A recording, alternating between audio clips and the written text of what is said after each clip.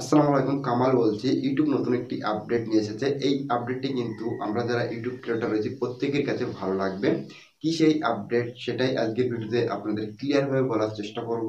ভিডিওটি খুবই ছোট্ট একটা ভিডিও হবে, সম্পূর্ণ ভিডিওটি কন্টিনিউ করার অনুরোধ রইল। তার আগে দেখে নিন চ্যানেলটি সাবস্ক্রাইব করা হয়েছে কিনা। যদি না থাকে তাহলে একটু কষ্ট করে চ্যানেলটি সাবস্ক্রাইব করে পাশে বেল আইকন ক্লিক করে অলে সিলেক্ট করে রাখুন। তার কারণ হচ্ছে যে আমরা প্রতিনিয়ত ইউটিউব রিলেটেড ভিডিও আপলোড করে থাকি। তো চলুন শুরু করি আজকের ভিডিওটি। Welcome back.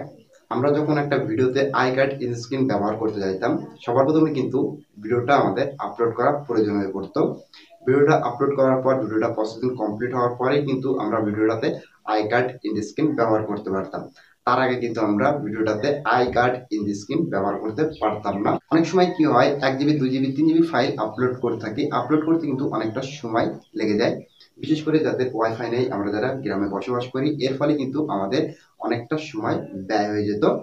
ইউটিউব যে নতুন আপডেটটি নিয়ে এসেছে, এই আপডেটটির মাধ্যমে কিন্তু আমরা এখন থেকে ভিডিও আপলোড করার সাথে সাথেই প্রিন্ট স্ক্রিন আই কার্ড ব্যবহার করতে পারবো। আপডেটটি কিন্তু খুবই দারুণ একটি আপডেট। আমরা যদি কোনো ভিডিওতে আই কার্ড প্রিন্ট স্ক্রিন ব্যবহার করতে চাই, তাহলে আগের মতো আমাদেরকে সবার প্রথমে ভিডিও আপলোড করার কোনো প্রয়োজন হবে না। আমরা ভিডিও আপলোড করার সাথে সাথেই কিন্তু আই কার্ড প্রিন্ট স্ক্রিন ব্যবহার করতে পারবো।